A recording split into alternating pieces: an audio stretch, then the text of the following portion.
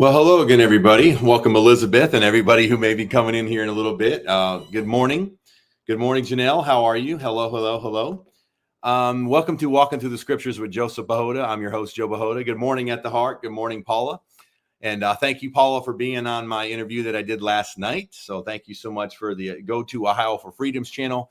I was on Ohio for Freedom's channel last night. I posted that video on my Facebook, or not Facebook, my YouTube posting wall. So if you want to go ahead back and check that out, the interview that I did last night, thank you for being there and one and all. I got a good one for you this morning. And hopefully a lot of people will see this later on in the day, later on in the replay. And that is the different theology surrounding President Trump. Now, I started this earlier this week, and I had the link to that in the description of this video, talking about Paula White and Lance Wallnau and how they hijacked the White House. But before I get into that, this is a continuation of that video, because at the end of the video, I asked everybody, would you like me to talk about the different theologies surrounding Trump and the Trump campaign and how people view him and this and that? And some of you came back and said, yeah, please, Joe, please do that. So we're going to be talking about Paula White, Lance Wallnau, Donnie Swaggart, and his theology of the Puritans and how the Puritans are influencing him and the problem with that. Also Christian Zionism, and also a little bit of Joel Webbin. Okay. So there's a lot in there. And there may be different people involved and different theologies involved. Granted, this is probably not covering all of them. So don't at me and say, well, Joe, you didn't talk about this. You didn't talk about this. You didn't talk about this. Granted, I'm going to talk about the ones that I know of and know about. There may be others out there. So this is a continuation of the video that I did back on Tuesday. Yeah, Vaughn, the ties to the KKK run deep. And that is one of the problematics of the problems of some of these theologies, the Christian nationalism and the Puritans. The Puritans theology was very much racist. And so there is some KKK ties there. There is some racism ties. And historically, this goes all the way back to the 1700s, and it's been that way for a long, long time. Okay, and here it is, 2025, and it's still very much there. Okay. So thank you, sir, for bringing that out. That is one of the points I'm eventually going to get to. With that being said, I apologize beforehand. My kids are tracked out right now from school, so they're upstairs watching a movie. Hopefully they stay there. So if I have to get up and go out real quick and put out fires, just bear with me. I apologize in advance. Also, too, this will probably be my last video for the next 10 days or so, because next week me and my wife are going on vacation. Yay. We're going out of the country. We are going to the wonderful island of Curacao down in the Caribbean. So we will not be back until the 17th of April. So this will be the last video that I do until I go on vacation as of right now, because Monday we're going to be packing and all that. So and then this weekend we're getting stuff ready for that trip. So this is it. So I will see you all in about 10 to 12 days or so. So praise God. I think you all can live without me. Okay. But I wanted to get this one in first because, again, this is a follow-up to the one I did on Tuesday. Now, and oh, by the way, I got to get done by 10 o'clock, so I really need to get through this because at 10 o'clock, my wife has to go somewhere, and I got to watch the kids. So I got to be done. So if it's 9:55, you're like, Joe, you need to wrap it up, okay? So I need to get off the net here. But on Tuesday, I told you how back in 2016, President Trump basically got Paula White in there, who's a prosperity gospel word of faith, financially fleecing pimp, and has been that way for decades at least. And the irony of, I don't know if y'all saw that, but just recently, a week or so ago, Trump basically made a video saying, I want to congratulate Paula White for her 40 years in ministry. And I'm like, Trump, you do realize out of those 40 years, probably 30 of them were prosperity gospel fleecing people. It's been horrible. But Trump is, ringing her praises. We want to thank God for Paula White and her 40 years of ministry. I'm like, no, her ministry has been horrible for a long time. But back February this year, just a couple months ago, he made her in charge of his faith office, whatever that is, of the White House. So he has a prosperity gospel word of faith, financially fleecing pimp in charge of the faith office in the White House. Now, but that all started back in 2016 because she was his faith advisor back in 2016. Well, at the same time in 2016, as Trump was running, Lance Wallnau got into it because basically what happened is Paula White invited all of her, heretic friends, and And basically what happened is Lance Wallnau got in there and gave a prophecy saying, President Trump, you are basically King Cyrus. Remember the Babylonian king that basically brought the Jewish people back into their homeland.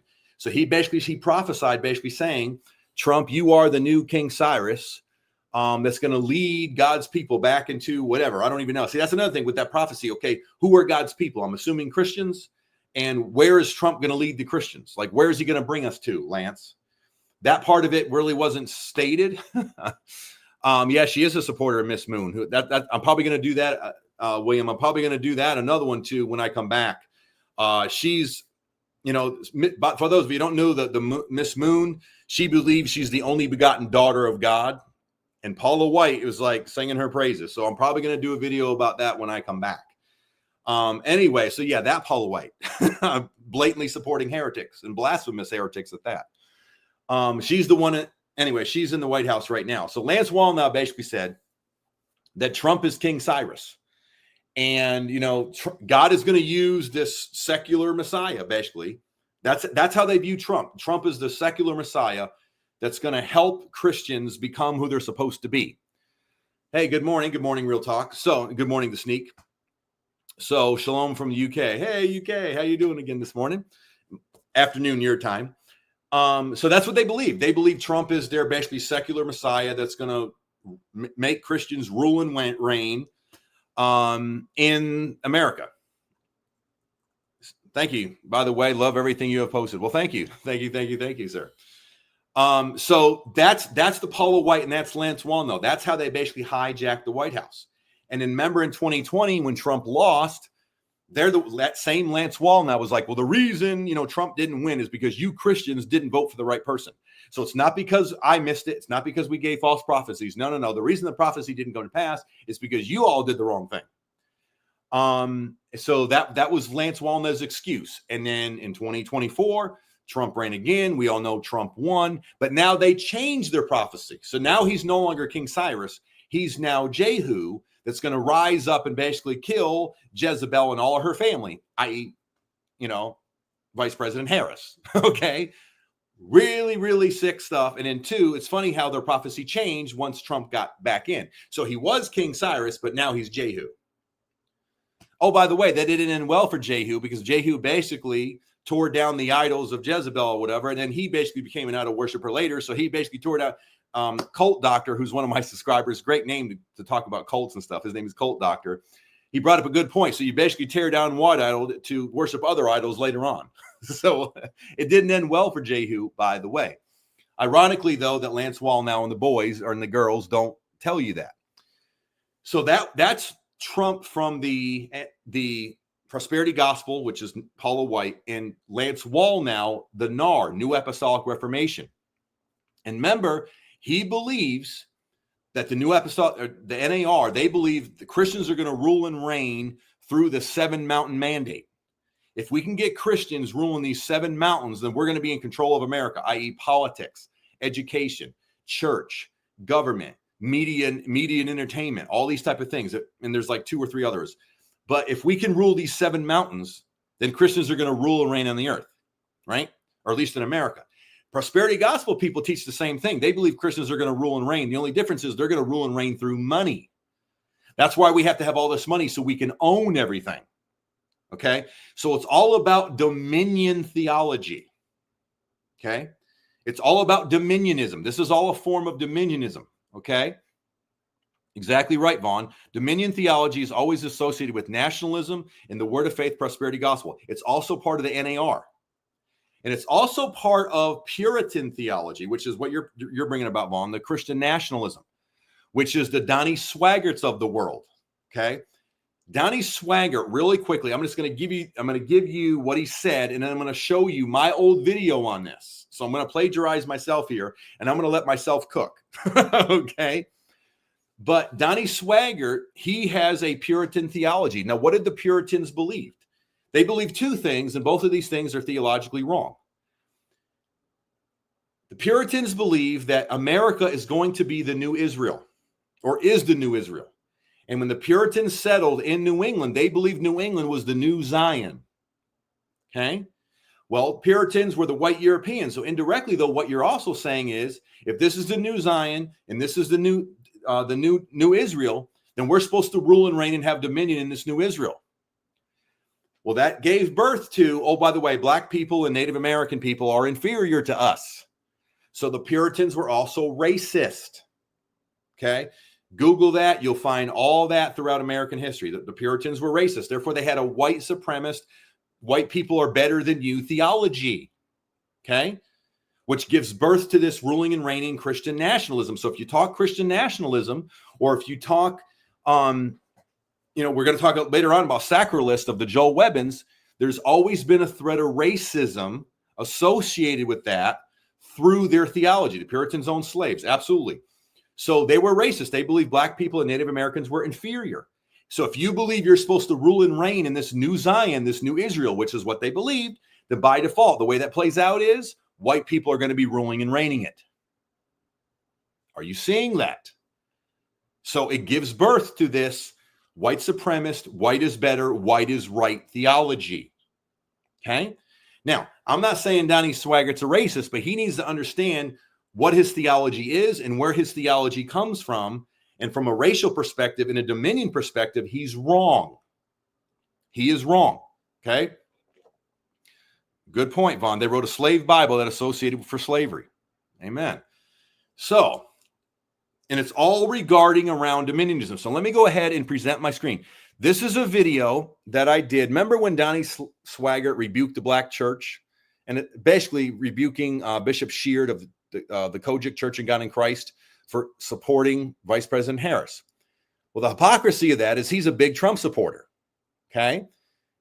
So it's like he's just doing the opposite. So, okay, he supports, the Democrats and Kamala, or please forgive me for saying her name wrong. I never got it right. I just say Vice President Harris. Okay. Please forgive me. I never got it right. But I've tried and I always forget. So Vice President Harris. Okay. He supported her, but then you'll see in 2020 when Trump lost, Donnie's going to support, well, he's been supporting President Trump the whole time. So this right here is, if you guys can see this, this is Donnie Swaggart. This right here is Donnie Swaggart. He says, and this is from Damon Richardson. This is from his video that I used to make my video. Donnie Swaggart, when Trump lost in 2020, he wrote a letter to Trump when he lost. And this was his letter to Trump. And this is the letter that he read behind the pulpit on like a Sunday morning or some Wednesday night Bible study. I don't know. But this is the letter he read in the pulpit. Okay. And I'm just going to let it play. It's about 20 minutes long. I'm going to try to speed it up so we can get through it. And then we'll go from there. Okay.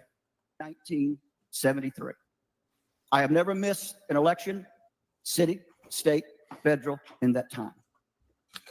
In 2015, when all of the different candidates began to jump out and declare themselves as candidates on the conservative side, I would look at them, hear their remarks, and just go, no, they're just... Terminate Roe v. Wade after 50 years of trying. I was so honored to have done it. Women will before I got YouTube Premium, so I had commercials in my stuff. Sorry, guys. You're not a child, you're a man. So stop wearing so many layers to go outside and get the bears. I registered to vote in 1973. I have never missed an election, city, state, federal, in that time. In 2015, when all of the different candidates began to jump out and declare themselves as candidates on the conservative side, I would look at them, hear their remarks, and just go, no, they're just like all the others that have come before them. They're just a professional politician. Now, I would tell you that I was growing disheartened as I didn't see a true conservative. Now, stop. See, man, I got a problem with that. I didn't see a true conservative. Pastor Donnie, you're a Christian. You're a Christian pastor. You do realize by default, by definition, there's nothing conservative, liberal, or progressive about that. Like terms like conservative are a political tool. It's a political definition. It's a political term. And it's terms that people in politics, if you will, made up. We are Christians, Pastor Donnie. So therefore, even though we might have a conservative bent, if you will, I'm not conservative, nor am I liberal or progressive. I'm a man of God. I am a follower of Christ. I am a disciple of Christ. There's nothing conservative or liberal about that or progressive about that either. I'm a follower of Christ. I am a Christian. And like I said in one of my other videos, I don't even like Christians sometimes the way people use it, because some people have hijacked that term to where now it doesn't even mean man of God or woman of God now. It could be a cultural thing. You just claim Christianity whenever it benefits you. Preach, brother. Preach. I'm not going to lie, y'all. I went back and watched this, and boy, by the grace of God, man, he was allowing me to cook that night. This was a live I did, and boy, the Lord was allowing me to cook this night. So I particularly like disciple of Christ. That's what I am.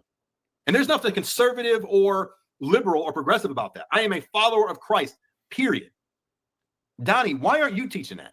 You're a pastor. You're a minister. You're behind the pulpit right now in this video. Why aren't you teaching that? Because by default, what are you saying? If you want to be, see, this is what he's really saying, guys. This is what he's really saying. He's saying, if you want to be a true Christian, you got to vote conservative.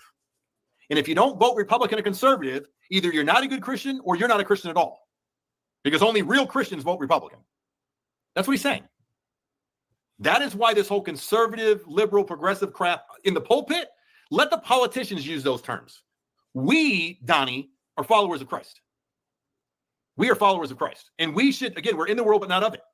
But yet you act like you're in the world, Donnie. Every time when I listen to this, you are in the world. That's why I said here, the title of my video tonight is Donnie Swaggart Suggests the Black Church and His History with Trumpism. This is the Trumpism part right here. I'm getting to it, guys. I'm getting to it. Until the day I turned on the television and I caught the part where you were going down the escalator of Trump Tower to announce your candidacy. I listened to what you had to say. And in my heart, I said, that's the man I'm supporting. Good for you. You want a hand clap or what? Good for you. There are millions and millions and millions of Americans, Donnie, who disagree with you. Does that mean, and out of those millions and millions of Americans, does that mean that we're not saved? Does that mean that we're bad Christians or any of those things, Donnie? I mean, good for you. I'm not taking this away from you. I don't mean that facetiously. Good for you. I mean, if that's what you believe, but don't make your belief my belief or anybody else's belief for that matter. If you want to believe that, that's fine. But your belief does not make me, doesn't have to move me. See, this is abuse of power behind the pulpit, because now you're using pulpit time, which is exactly the point Damon Richardson was pointing out here. You're using pulpit time, i.e. using your authority or influence to influence people to think a certain way, Donnie. And it's not about Christ or leading people to Christ. This is leading people to Trump. And you're using your pulpit, or if you will, to do it.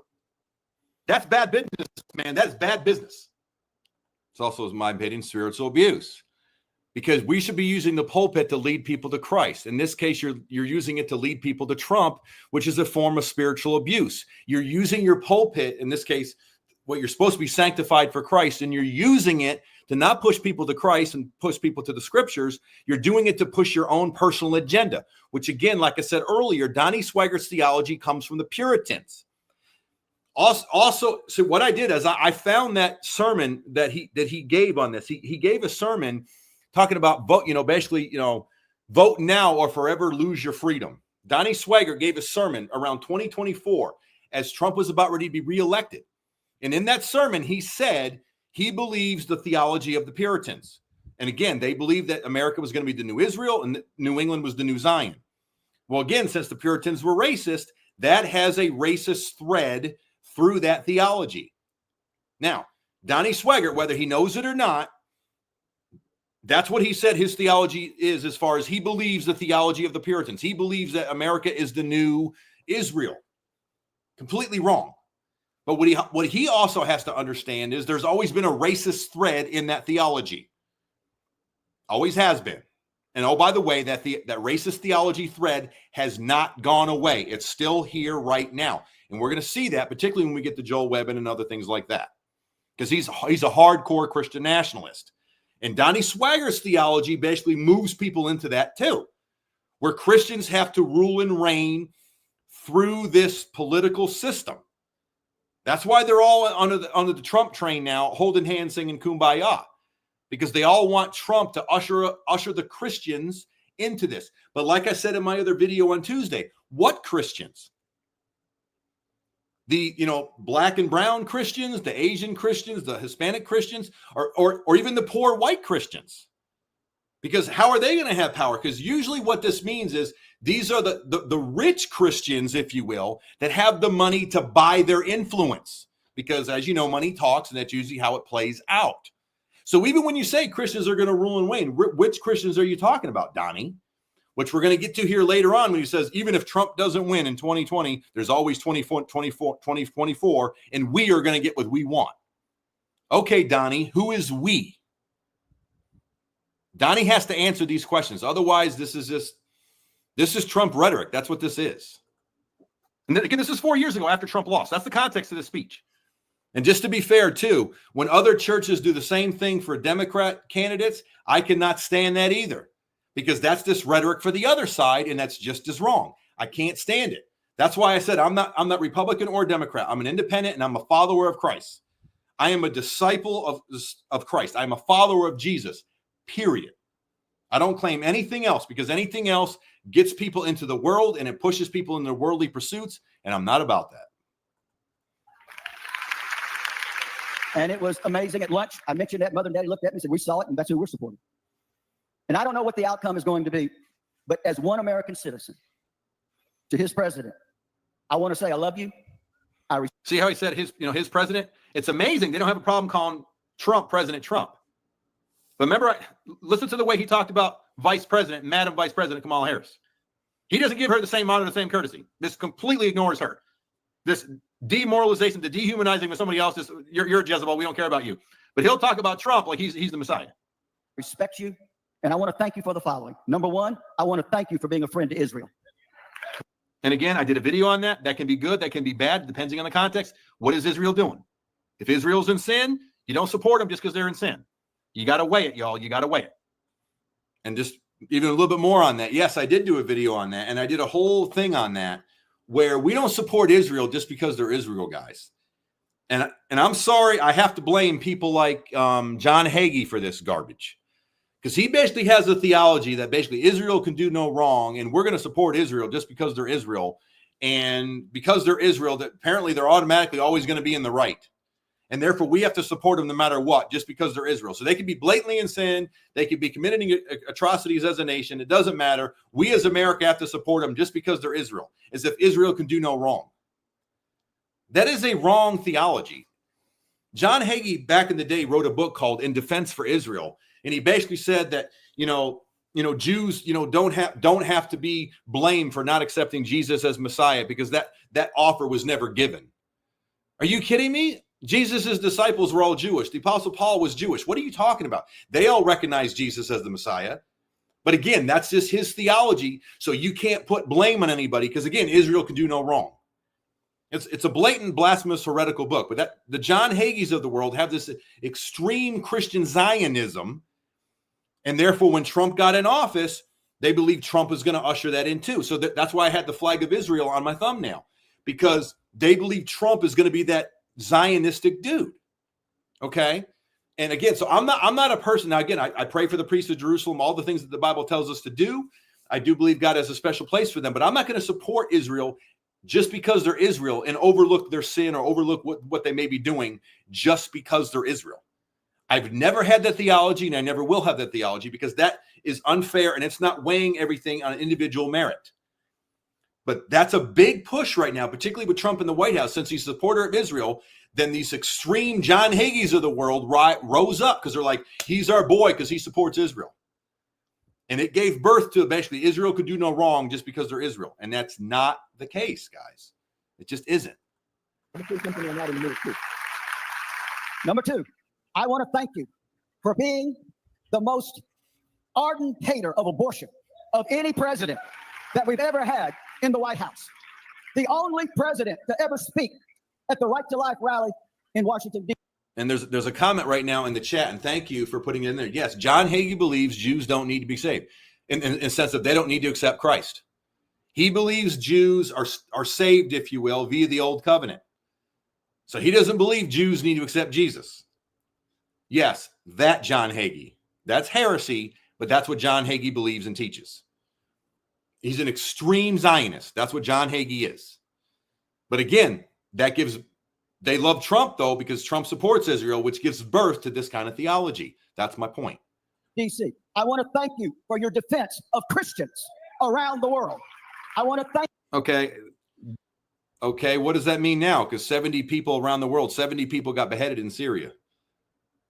And correct me if I'm wrong, but I haven't heard Trump say anything about that yet. Now, granted, This video was taken in 2020. It's now 2025, so this video is old, but I'm just saying, if you're going to believe that, Donnie, then you have to continue that through his second term, right? You just had 70 people get beheaded in Syria. And that ain't counting the other Christians throughout the whole world that are being martyred every day. So this is really defense of Christians in America, Donnie. See, that is what this is. This is about Christians in America having power. That's what this is, guys. That's what this is. That's debatable. Why is he in defense of it? Because he got up and said he's going to put Christ back in Christmas again, and therefore Starbucks or whatever can't do that? I mean, saints, we really, really need to not be duped by this stuff. Trump is going to say what he's going to say regarding Christians because he knows Christians are gullible and they'll vote for him. He will say whatever he needs to say to get our vote, y'all. Just keep that in mind. Hello, we have the Trump Bible that he's selling right before the election. We're going to give you, Bibles with the Declaration of Independence and all that in it. That was just a plea to get Christians to vote, y'all. There was nothing godly about that at all. That was just a plea to get your vote in November. Just real quick, what do you think that whole Trump Bible thing was about? When he was giving out those Bibles and all that with the Declaration of Independence in it and all that, what do you think it was about? You think that was really him demonstrating his Christianity, or was it to try to get votes for him because he knew the election in November was coming up? Think about it, guys. Think about it. Think about it. Thank you for defending our rights to preach the gospel and to proclaim the good news of Jesus Christ. I want to thank you for getting us out of needless wars. I want to thank you for getting us out of treaties that other administrations have signed that has wasted trillions of dollars of taxpayers' money and has never produced one good thing for the people of the United States of America. Again, where is the gospel in any of this? This is a political rally, y'all. Am I at a Trump rally or am I in church? Because I'm confused right now. I mean, whether this stuff is true or not true, I'm not even going to debate really necessarily the merit of each point. The point I want y'all to see tonight is, where am I at? Am I at a Trump rally or am I in church? Because I don't know. I'm confused right now. I want to thank you for the tax break that you gave at a time when many Americans were hurting and needed it. I want to thank you. Ashley Adams is an abortion extremist. Her campaign is funded by the same groups that passed North. For doing your best to make America great again. And again, depending on who you talk to, what does that mean? Well, I'm going to talk to you here about the Puritans and what Donnie actually believes. But I'm going to get to that. Mr. President, I'm so glad that I had and have a president that didn't travel around all over the world apologizing for the United States of America. Because, Mr. President, you know in your heart, and you stood up to it, America has nothing to apologize for. Where there is pain and suffering, you'll find America there. All right, that's debatable, man. That one I will because I was, as you know, I've been in the Army for 20 years, and I've served in the Army for 20 years, as you know, and I've been in four combat tours. When you say America has nothing to apologize for, now granted, in context there, he was probably talking about Black Lives Matter and George Floyd and all that. But I'm going to take it at a bigger context. Okay. America, just like any other nation in the world in the history of nations, has committed all kinds of atrocities in its military, in war, and the way it's treated its citizens, historically, what have you, whether it's slavery, Jim Crow, segregation. Just all historically, America, and even, again, I come from a military context. And Pastor Dave, you could probably speak to this too. America the beautiful is blessed as we are, and thank God we are. And that's Pastor David Collins, who I'm talking about. Thank God for his service. He did like 16 years in the Air Force. That's who I'm referring to there. And thank God we live in this country and all that. Our history is tainted with the blood of people that should have been killed, or we got a lot of blood on our hands, y'all. That's just a fact. I mean, America has got a whole lot of stuff to apologize for. America the beautiful, for certain people in a certain times, was not beautiful. That is just a historical fact. Real quick, I got a comment from William. I brought this out in my last video. You said, here's another thing. I can't understand January 6th, how you can support a president that caused what happened. Isn't this his job to protect and defend? I dealt with that in my last video, William. What happened is when Trump lost, because again, they believe Trump is their basically secular Messiah that's going to lead the Christians into this new whatever it is, right? So when that happened, you had these, New Apostolic Reformation guys blowing the Jewish horn. That shofar? They were blowing that shofar into the broken windows of the White House when January 6th happened. This was their way of getting Trump back into the White House because they wanted their prophecy to be fulfilled. Okay.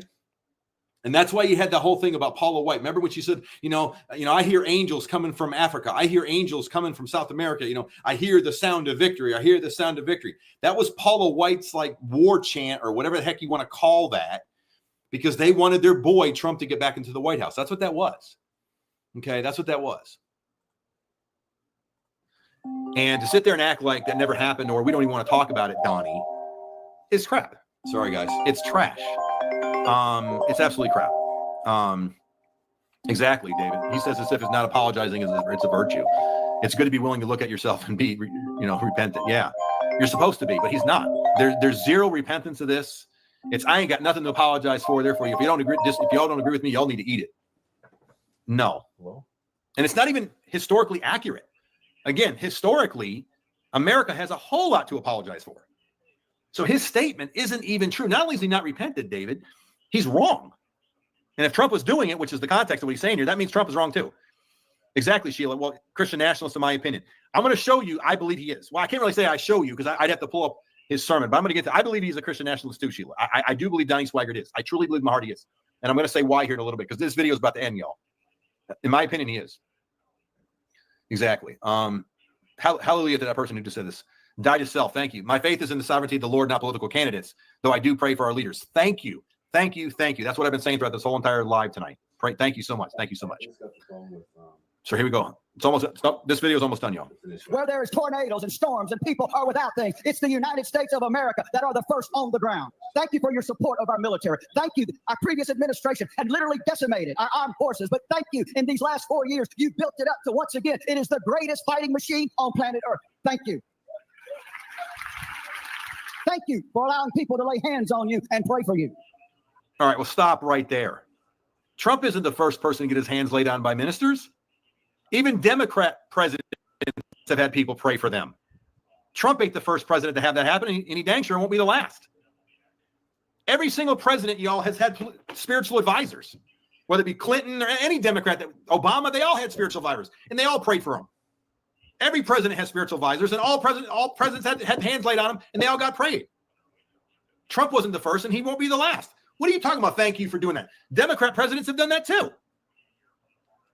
Bro, again, you really seriously need to go lay down with this. You really, really do. This is so biased and not fair. It's hypocritical. It's ridiculous. All right. I'll stick to that. Thank you for saying that we're not divorcing Jesus Christ from the White House. But all the while, your actions say that you are, because there's nothing Christian about anything Trump does. So thank you for saying it, but thank you for being a hypocrite, because your life doesn't back up what you're saying.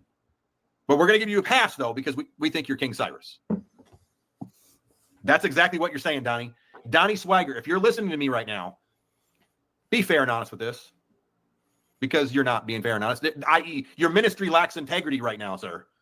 Your ministry lacks integrity. It really, really does. And it reeks of hypocritical bias and Christian nationalism. And quite frankly, there's a thread, and I'm going to show you there's a thread in Christian nationalism of racism and white supremacy. So you need to check yourself. You seriously, seriously do. Mr. President, we pray for you. And again, the context of this is the letter he was going to write after Trump lost. Keep that context in mind. We lift you up. As the songwriter said, it's not over until it's over. Well, it was over because Biden served 4 years. So even though he dropped out of the race, he's still our president right now. So Biden did serve 4 years, Donnie. So yeah, I guess it was over because he did 4 years, brother. But should it not go the way we want, I just want to say this to you, 2024. What? See, there you go. There you go. If it doesn't go the way we want, let me just say this to you, 2024, which is where we are right now. And as you know, real quick, obviously Trump won, but did you hear what he said? If we don't get what we want, there's always 2024. Okay, again, this is my question. Let me go ahead and stop the screen on that. Who is we? When you say if we don't get what we want, there's always 2024. Well, apparently they did get what they want because he won in 2024 and President Trump is back in the White House again. But who is we? Because again, and I don't have time because I got to be out of here by 10 o'clock, but if you go and watch that sermon of his, again, vote now or forever lose your freedom, which, by the way, the very title of that sermon is a fear tactic. In that sermon, and it's in the description of this video, Donnie says he believes the theology of the Puritans, which, again, they believe that, America is the new Zion or the new Israel, And that's a racist ideology because, again, if you're white and you believe you're coming over to America with the rule and reign, then by default, that means white people are going to rule and reign it. Also, too, he also believes, he being Donnie Swaggart, in that sermon, he said that he believes America was ordained by God to take over the superpower of Great Britain. Because remember, in Great Britain back in the day, we were a colony of Great Britain in the 1700s. He believed God ordained America to be the great new superpower in the earth. That's Donnie Swaggart's theology, guys. Well, when you're a superpower, what does superpower do? Rule and reign, right? That's why he's like, I thank God that, you're a supporter of Israel, Trump, and I thank God that you made us basically a great nation and a superpower and all that, because that goes into his ideology and his theology of basically ruling and reigning and being a superpower in the earth. That's Donnie Swaggart. He's got some Zionist theology in there. He's got some Puritan theology in there. And again, with the Puritan theology, there's always been a thread of white supremacy and racism in that theology. Okay? So that's Donnie Swaggart. We already talked about Lance Wallnau of the NAR. We already talked about Paula White of the Prosperity Gospel. Now you're going to listen to one of my favorite guys to talk about, because this guy is really out there. And his name is Joel Webbin. And by the way, Joel Webbin he has a conference right now. Let me pull this up real quick before I present this. Right now, Joel Webbin is doing, if you see the dates, April 3rd to the 5th. So today's April 4th. So this conference actually started yesterday. Okay. It's Christ is King, How to Defeat Trash World, April 3rd to the 5th in Temple, Texas. Okay. Listen again, Pastor Joel Webbin, Right Response Ministries, president of that. And these are just some of the speakers. Now I got to give him a little bit of props for this guy here, Calvin Robinson. They got this dude here is coming from England. And he's really hardcore, coming up against how the Church of England basically is compromised and they're letting all this LGBTQ stuff in here. I got to give Joel a little bit of credit for that, just for getting him over here. That was, for him, that's a pretty good get. But this guy here, Stephen Wolf, he's a hardcore Christian nationalist, all that kind of stuff. And just look at some of the stuff that they teach here. Look at Friday, which is today. At 4:30 p.m. today, Eric Kahn is teaching Destroying Genocracy and Burning Down the Longhouse. You know what genocracy is? Genocracy is this theology that basically says women ruling or women being in power and position. So we're going to destroy that. We're going to get rid of all women, anything in power, which is why Joel Webbin has stated he does not believe women should have the right to vote. He wants to go back to the Little House on the Prairie days, and he wants to repeal, I guess, the amendment that says women have the right to vote now. Because the reason everybody's Democrat and the reason, everybody's doing all this Democrat stuff and the reason all these states are blue is because all these women are voting. Now, that may be statistically true, but that's his answer. So to get rid of all the Democrats and how they vote, we need to get rid of all the women's right to vote, because essentially women's the problem. Okay. So he basically just wants, he wants to take away the women's right to vote. Basically, he's the guy that basically says, he won't even let his, wife read a book until he reads it first, type of thing. It's basically barefoot and pregnant type of theology. Yeah, that guy. And I really look at this Saturday, David Reese at 3 p.m. is teaching Christian power. What does it even mean, Christian power? And then look at 1:30, Stephen Wolf, The Rise of the Christian Prince. Please don't tell me they're talking about Trump. Please don't tell me they're talking about Trump. But anyway, this is Joel Webbin's conference going on right now, y'all. This is happening right now. Okay. Wow. So anyway, let me go ahead and stop screen on that. So let me show you now, James White, who I really appreciate this, because I'm not Reformed, guys, and I'm not a Calvinist. So sometimes when I rebuke this stuff, people come up against me because they're like, well, Joe, you're not of that tribe. You're not of that denomination. You're not of that camp. So you're just an outsider. So it looks like I'm just throwing stones outside of their glass house, if you will.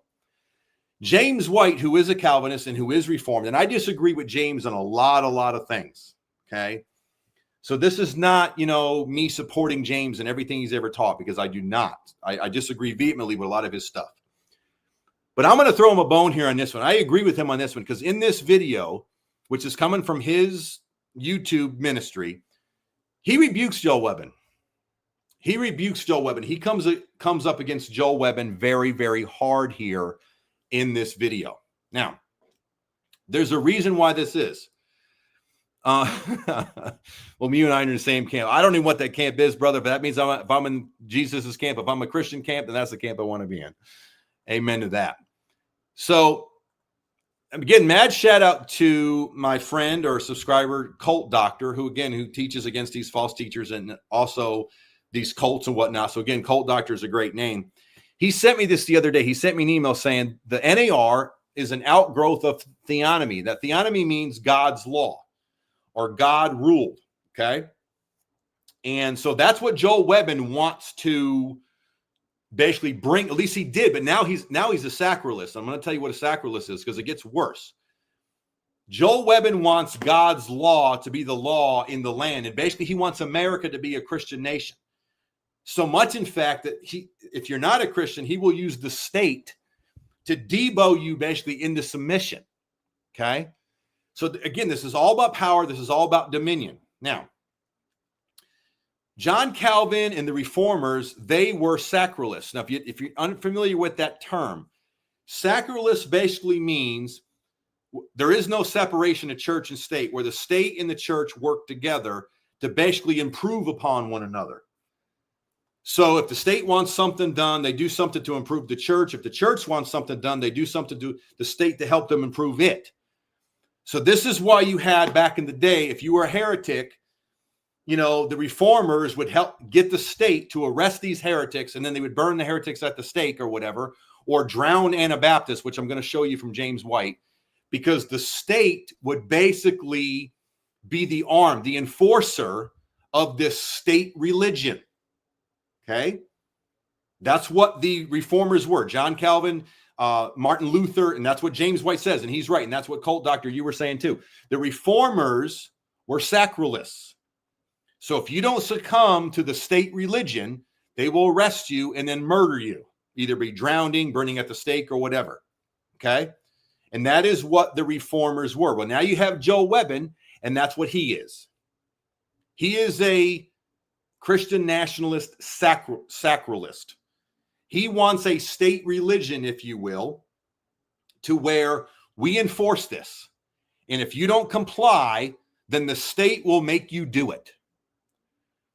Now, the irony of this, or the horribleness of that, is obviously Europe already tried this.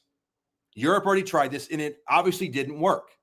Now, the reason I find this video so interesting from James is, again, because he's a Calvinist and he's Reformed. So he's a part of that Calvinist Reformed camp, if you will. And I applaud him for taking Joel Webbin on and rebuking him for this. The other thing I find it interesting is, remember about a year or so ago when Mike Winger, he interviewed Joel Webbin. And he basically said, look, he's like, if you're going to get what you want, okay, if you get this Christian nationalism, Mike Winger asked Joel this. He says, well, who's going to enforce it? I.e., who's going to make this happen? And Mike Winger said, the church. And then Joel Webbin was like, yeah, the church. Well, the fact that he kept him and hawing and he really couldn't answer it at first, to me, it makes it seem like Joel Webbin didn't really think this through. Because in order to get what you want, you have to have, a state church. Which is why when Joel Webbin originally said that, I'm like, okay, if the church is going to enforce it, which church? Okay, the Pentecostal Charismatics, the Word of Faithers, the NARs, the Reform crew, the Baptist crew, any of these, fundamentalist cults out there like the Duggars and their 19 kids and counting, which branch of Christianity is going to enforce this? I don't know. So one, you're going to have an agreement as to what that state religion is going to be, because who's going to enforce it? And then two, since the church doesn't have an enforcing arm, they're going to have to get help from the state in order to make it happen. Now, again, that was like a year or so ago, and I didn't hear Joel Webbin say that. Well, guess what? He's saying it now. So Joel Webbin has evolved, if you will, I guess, because now he's a full-blown sacralist, which is the state will come in and make you be a Christian if you're not. So this is James White, and he's got, and I already marked it to where Joel Webbin's talking, and then James White and his rebuke to this. So let me go ahead and present screen.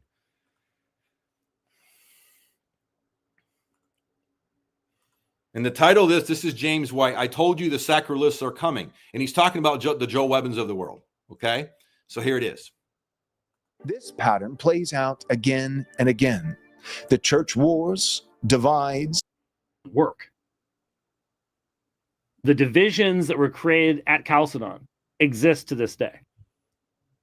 But the reason was to try to get that kind of political unity. Didn't work. So that's James White telling Joel Webbin here, what you're asking for historically did not work. But look what Joel Webbin says. Didn't work.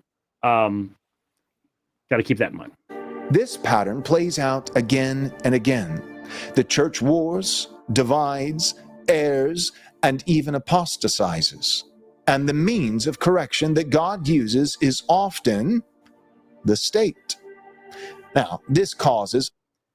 So hear what he's saying? God's means of making you do it, even apostatizer. So you can't even, like, if you were a Christian and you, like, stop being a Christian, apparently that's going to be against the law, and that's punishable now by the state. And Joel Webbin believes that was God ordained. The hand or the vehicle or the instrument that God uses for this punishment is the state. Okay, Joel Webbin, so what are you going to do? So if you have people that, like, renounce the faith and they're not Christians anymore and they become atheists, so you're going to round them up and kill them? Are you going to put them in jail for 5, 10, 15, 20 years because the state said that's against the law now? Which is eventually what what James White is going to say here. So he's going to talk about his time in Geneva, because James White actually taught in Geneva, Switzerland, back in the day. This is the part where they used to drown Anabaptists in that river over there for basically not succumbing to the state religion. Because again, the state religion said you had to baptize infants as infants, right? Well, the Anabaptists weren't about that. They believed in adult baptism. So therefore, the state religion said, you're coming up against our state religion, so now we got to kill you. We got to martyr you by drowning you because you're coming up against the state religion. And who enforced that? The state. And that is what James White is going to be talking about here.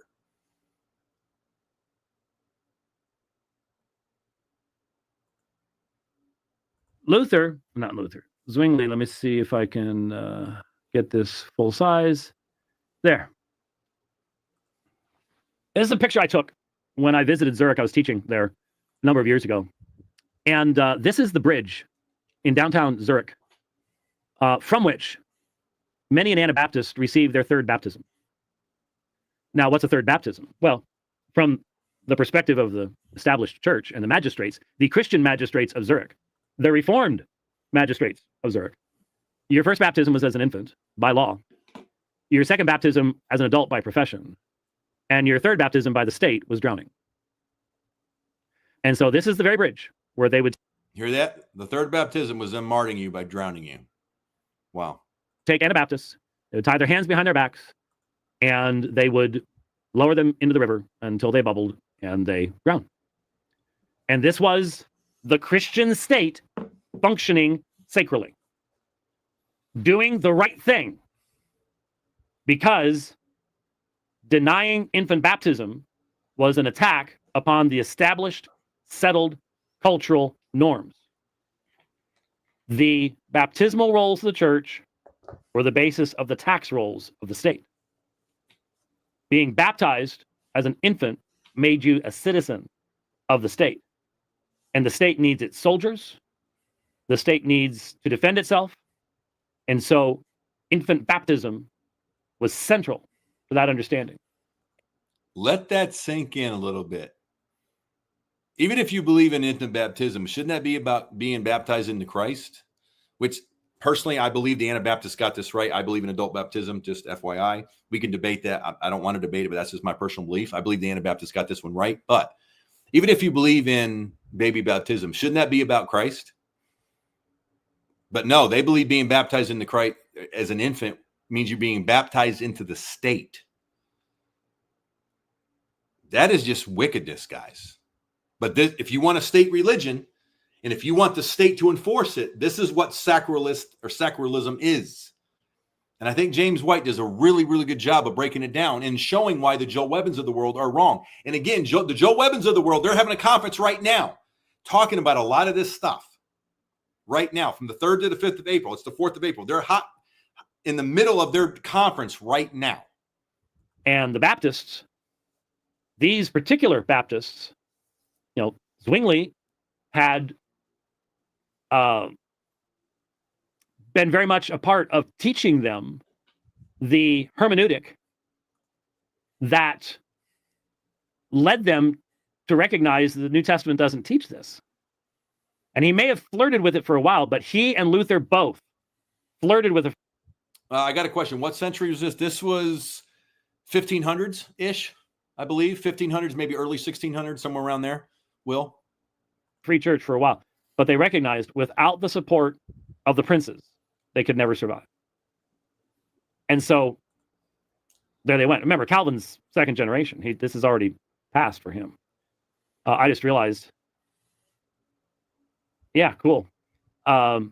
This was I taught Hebrews there in Zurich, and man, I missed that. That was so much. That was so enjoyable. I'm sorry. Well, yeah. Okay, there you go. Here's a picture from. Here's the classroom there in Zurich, and that's accordance up on the screen, and that's not me. That's my translator. I'm not sure where I am at this particular point in time, but that was a super, super enjoyable time. Great folks, and my German had never gotten better. Immersion study is the way to do it. There's no two ways about it. Be around people speaking it, and it will make your vocabulary come back very quickly. I will miss that. No two ways about it. But anyway, so here you have Zurich, and one of the most expensive places in the world to live, by the way. It really is. This is sacralism. And without... So let's go ahead and look at this. I can't believe the hour has already gone by. But let's go ahead and look at this. I can't... there you go. Look at that. So when I commented on this program on Twitter, in the middle of all the responses, here comes Stephen Wolfe. And what it was talking about, what I said... Stephen Wolfe, a hardcore Christian nationalist, by the way. And what he's talking about. They are related, but you have to think it through. He says, I love it when you mention the Puritan post-mill hope in support of revivalism.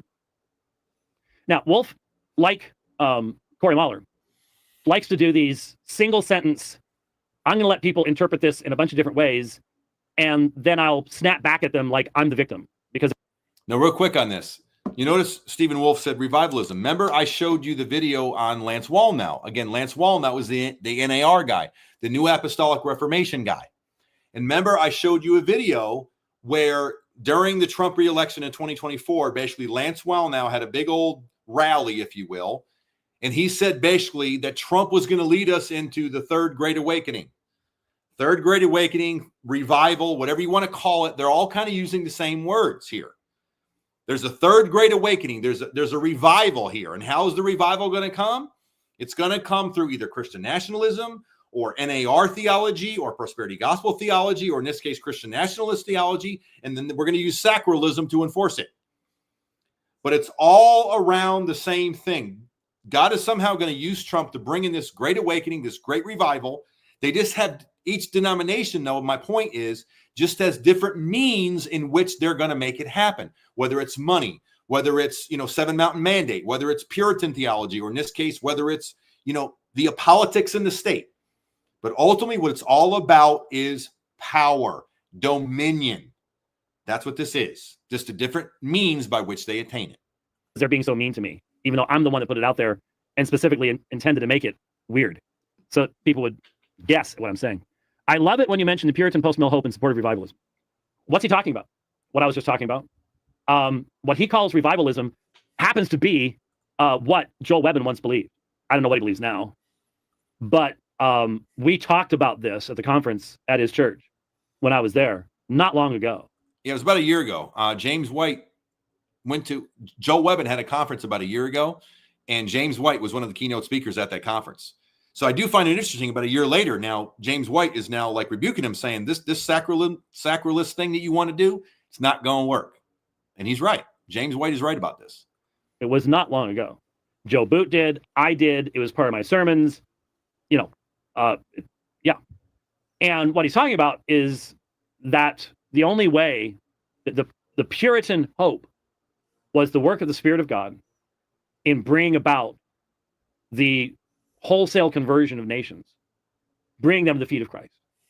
So it means true conversion. I guess that's what revivalism is. Because Wolf's perspective, being sacralist, is you force Christian law, because that's, God made the world this way, so God's law, well, not on a theonomic sense, but more of a natural law type perspective, can be derived from the creation itself.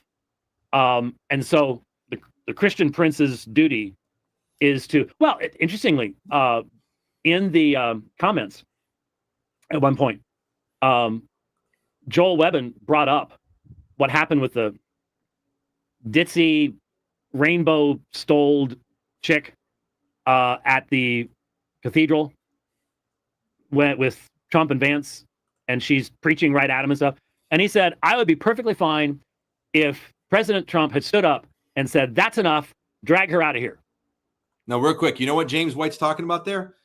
Remember when Trump came back in office, and it was either earlier this year or late 2024, so it's in the last 6 months or so. Remember there was like this lesbian female preacher that basically rebuked Trump at this like church service or whatever this thing was? That's what he's talking about here. So this was Joel Webben's response to that. So when that, remember, and I believe, I'm trying to remember this, but I think she was wearing like that rainbow collar showing she's LGBT supporter and all that. And she rebuked Trump when he won again. So that is what James White is talking about here. So let me go ahead and rewind it about, 20 seconds or so. Trump and Vance, and she's preaching right at him and stuff. And he said, I would be perfectly fine if President Trump had stood up and said, that's enough, drag her out of here. Drag her out of here. Arrest her. I'd be fine with that. Okay? So then you must be fine with when the magistrates in Zurich captured the Anabaptists, dragged them to the bridge, and drowned them. Right? And we need to be consistent. That's a great point, guy. He's calling out Joel Webben here, and he's saying, look, Joel, you got to be consistent. What would be the punishment for these type of so-called crimes against the state and therefore crimes against the church? What would be the punishment? And if you're okay with arresting that, female lesbian preacher and throwing her in jail because she came up against Trump and she came up against the state religion, then you have to be okay with drowning Anabaptists too. If that's what the state church decided to do. Right? That's the question he has for Joel Webben. And I'm telling you, right, that's a good one. That's a great question, James. I applaud you for asking that question. That's a good question to ask. You got to be consistent. If you're going to say the state needs to enforce this, enforce what and enforce it how? And what are the punishments for these so-called crimes? That's the point James is getting at here. Because what's the standard by which the magistrates can be judged? There you go. What's the standard? What metric are you using to dish this out? Great question. And if you have unregenerate men in that position, just going by natural law, then was there anything wrong with the fact that every missionary sent by the Church of Geneva into Italy? In fact, let's ask this question. Was it wrong for the Church of Geneva to send those missionaries to Italy? Was it? Was that a wrong thing to do? Because the Italy was a sacral state, and they had an understanding of what God wanted them to be, and having Protestants coming in and preaching the gospel of grace, that's going against the political order. Good point. So was it right for Italy, for the Italians to burn all of those Calvinists, those crazy Calvinists who came from Geneva to try to proclaim the gospel of grace in Italy? Was that a right thing to do? Was that appropriate? Because you see, sacralism has a long history of murdering God's children. Yep. And doing it in the name of God. Yep. And that's why you have to have changed hearts. Yep. That's why and the point he's making here is, so if you're going to have this enforcing agency, the state, and they want the church to do it, or should the state to do it, the church wants the state to do it. James Wood is saying, okay, one, you have to have changed hearts. So if you have unregenerated men and women in charge of the state enforcing this, How are you going to make sure that they're doing the right thing when the enforcers aren't even saved? Another good question. You'd have to have a church where there is unity. Because the problem is when you don't have unity, when that hasn't been brought about by the post-millennial hope, the Puritan hope, when that hasn't been brought about, a long history of these people using their power to bring about that unity.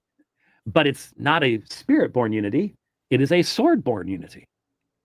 Wow. Well said. It's not a unity brought about by the Spirit. It's a unity brought about by the sword. That is what sacralism is, and that is what sacralist gives you. It's not a unity based upon the Spirit. It's a unity based upon the sword. Yep. And that is what Joel Webbin is proposing. He's a sacralist, guys. Because remember what he said earlier, God's means, God's system, God's hand of bringing about justice is through the state. And James White is saying, no, that is unity by the sword, and therefore that's wrong. And so you end up with these little groups meeting out in the woods. Oh, that's what Christians did during the Soviet period. And we lionize them today, don't we? Don't we say that they were the brave ones? But when they did that during Roman, medieval, Rome's supremacy, they were heretics and they were burned. And the magistrate did that. The state corrected. Can you imagine Donald Trump correcting your church? With Paula White's theology? You hear what he said? Can you imagine Donald Trump correcting your church with Paula White's theology? Man, that's a great question. I'm going to say that again. Can you imagine Donald Trump correcting your church with Paula White's theology? Because here's the realization. If Joel Webbin's theology was enacted right now, with Trump in the White House and Paula White as a spiritual advisor / she's in charge of the faith office of the White House. If Joel Webbin got his way right now, what James is saying is that's exactly how it would be. Donald Trump would be correcting your church with Paula White's theology. That is what you'd get. That is what you'd get. Wow. Are you going to submit to that? Vance is a relatively new convert to Roman Catholicism. So are you going to submit to that? And the answer should be, hopefully, obviously, no. I wanted to play you that clip because I think that he did a really, really good job of showing the problems there of sacralism. And that question at the end was so very, very pointed. I love this question. But Joe, here is my question. How is God going to use Trump when he paid to keep a prostitute quiet? Exactly. Exactly. But see, again, bro, that goes back to the NAR when they basically say he's our Cyrus. He doesn't have to be godly. He doesn't have to be a man of God. He just has to be used of God. He just has to be God's instrument, and that's it. We don't even have to like Trump. He's just God's instrument that he's going to use to bring God's people into their promised land. But Lance Wallnau in the NAR never said what that promised land is. Okay? But yeah, that would be a nightmare at the heart. Because if the Joel Webbins of the world got what they wanted, that means Trump would be correcting your church with Paula White's theology. That's what you'd have to be saying right now. Which is why, good point, Vaughn. That's why they say Trump can do no wrong. That is basically their belief. And I talked about this in my video on Tuesday. That is why when Trump started making policies, they automatically basically started sacralizing his policies. Not sacralizing as far as like sacralist, but basically saying these policies have to be godly policies because they're coming from God's candidate. So therefore, Trump can do no wrong. And every policy that he institutes has to be God's policy, if you will, because he's Trump. He's God's man. Okay. So it's just crazy. So and I show all that to say this. In order for the Joel Webbins of the world to get what they want, you have to produce a state-induced theology for the whole entire country, in this case, America. So you have to have a agreed-upon state church, which is the question I had earlier. What Christian group are you going to get? And then two, in order to enforce it, you got to have the state. Which is why, by the way, now Ruslan, KD, if you follow Ruslan, he's come up against a lot of heat for the money he makes and how he makes it or whatever, but that's not the point of what I'm about to say.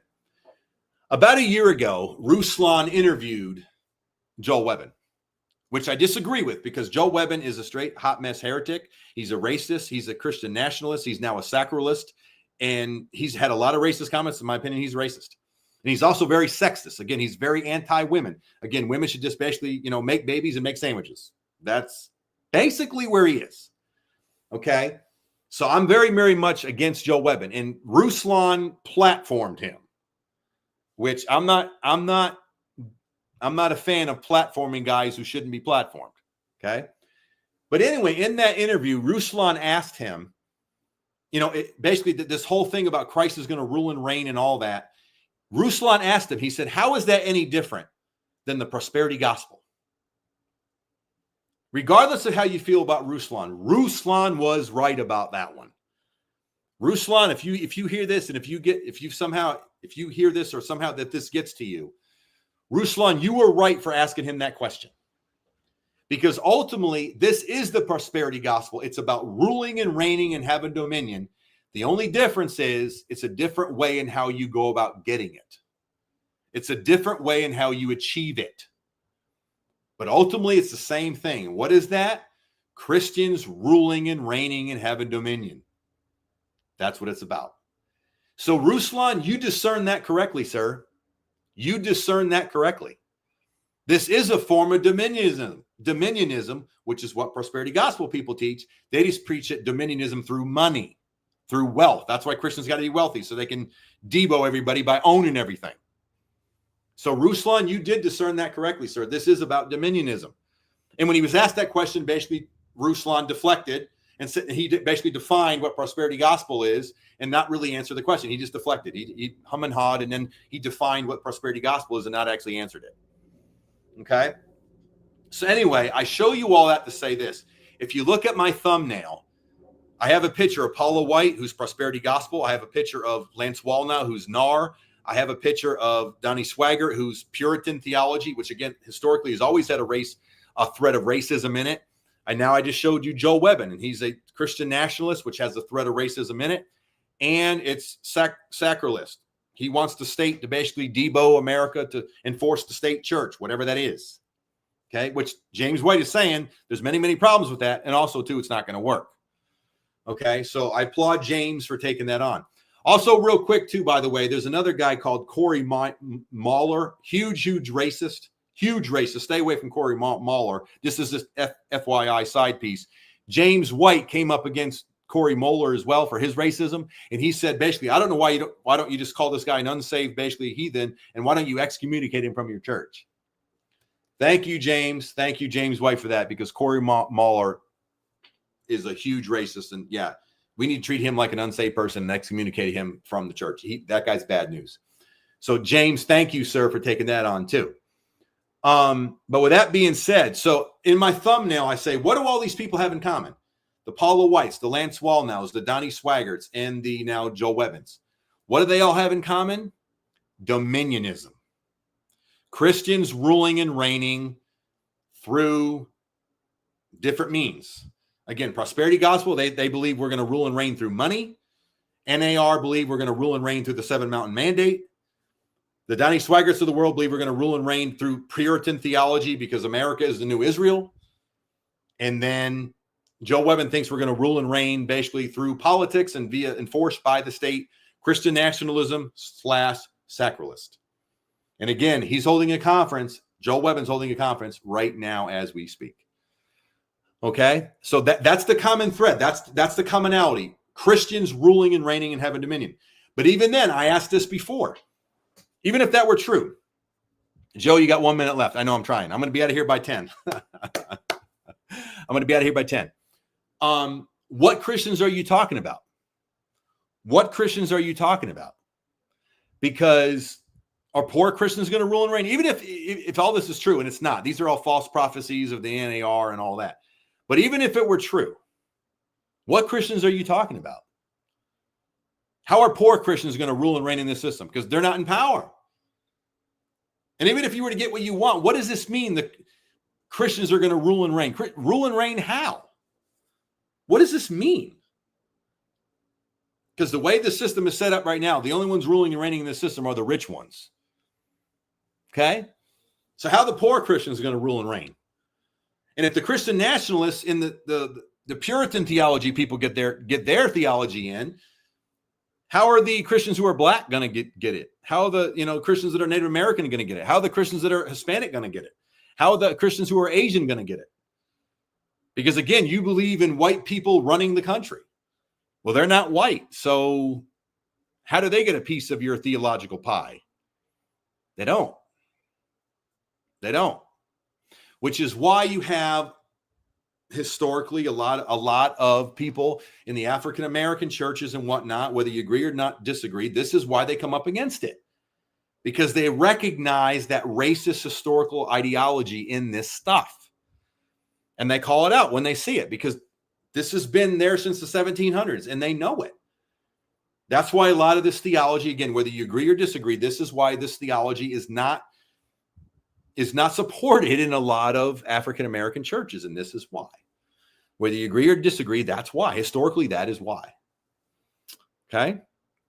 So that's who you got right now in the White House. That's who you got right now as his faith advisor / faith office person, Paula White. And like I said, Paula, large majority of us are not rich in money. Exactly. So therefore, we're going to get left in the cold too if they get their way. This is a theology right now surrounding Trump.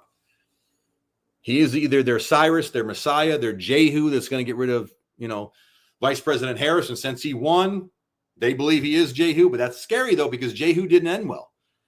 He ended in apostasy. He ended up worshiping idols just like the people he got rid of. So it didn't end well for Jehu either. This is false teaching, guys. This is false doctrine. This is jacked up stuff. And this is these are the different theologies you have surrounding the Trump office, but also the Trump mystique and who he is and what they think he's going to do for us, whatever the heck that is. That's him. All right. So yeah, Trump has become their idol. Exactly. It's idolatry, which means it's also blasphemy. And that's what you have in these theological camps. That's what you have. That's what you have. Amen. So love this morning. Well, thank you, William. Thank you for being here. Thank you, everybody, for being here. It's 9:58. I got 2 minutes. So thank you all for being here. Real quickly, like I said, I'm going on vacation. When I come back, I'm working on a couple videos. I'm thinking about doing one on pride, the silent killer in the church. Pride, the silent killer in the church. I'm probably going to do a video on that one because obviously it's silent. You don't see it or hear it until somebody actually does something stupid.